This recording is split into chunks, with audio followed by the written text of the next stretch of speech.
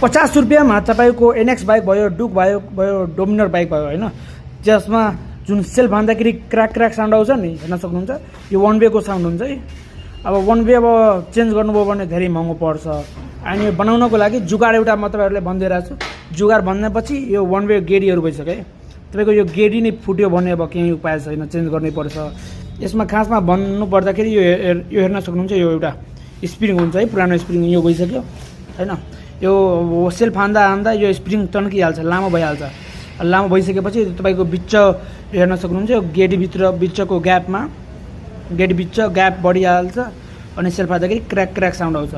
यसको उपाय जुगाड भन्नेपछि तपाईँको हेर्न सक्नुहुन्छ, पुरानो सौकैल्सी लिने, कुनै नयाँ सौकैल्सी लिँदा नि हुन्छ।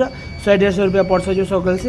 अनि त्यसमा भएको स्प्रिङ है, त्यसमा भएको स्प्रिङ यो निकालेर टक्क लाएर यसमा हालिदिने। सेल्फ हान्दाखेरि जुन साउन्ड आउँछ नि मस्त सल्भ भइहाल्छ। सेल्फ पनि मजाले हान्छ है।